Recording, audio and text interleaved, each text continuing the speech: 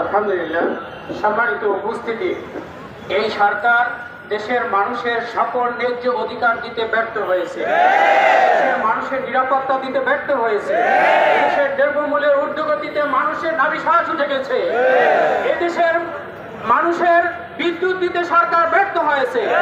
সুতরাং এই সরকার আর ক্ষমতায় থাকার কোনো অধিকার রাখে না, দেশের মানুষের শাসন করার কোনো অধিকার তিনি রাখে না। আর এই সরকার নির্বাচনকে ভয় পায়, যখনই দেখে কোনো জায়গায় নির্বাচন একটু আগায় গেছে তখনই সেখানে হামলা করে, মামলা করে, সেখানে সেই নির্বাচনকে বানচাল করার জন্য বরিশালের মেয়র প্রার্থী আমাদের সাহেবকে যে আক্রমণ করা হয়েছে, আমরা এর তীব্র নিন্দা জানাই এবং তার দোষীদেরকে আইনের আওতায় এনে আমরা তার সঠিক বিচার চাই, তার উপযুক্ত শাস্তি আমরা চাই।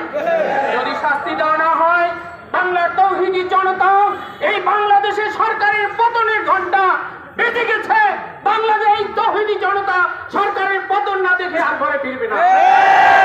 আপনাদেরকে আহ্বান জানাবো, ইসলামী আন্দোলন একটি শান্তিপ্রিয় সংগঠন।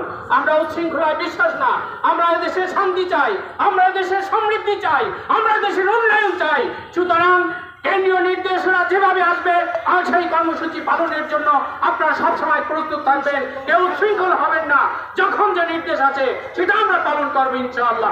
আমাদের সাহিত্যের উপরে আক্রমণ করেছে, গোটা বাংলার মানুষের উপরে আক্রমণ করেছে, শুধু তাই নয়, গোটা বিশ্বের আলেম সমাজকে আক্রমণ করেছে, তৌহিদি মানুষকে, তৌহিদি জনতাকে আক্রমণ করেছে।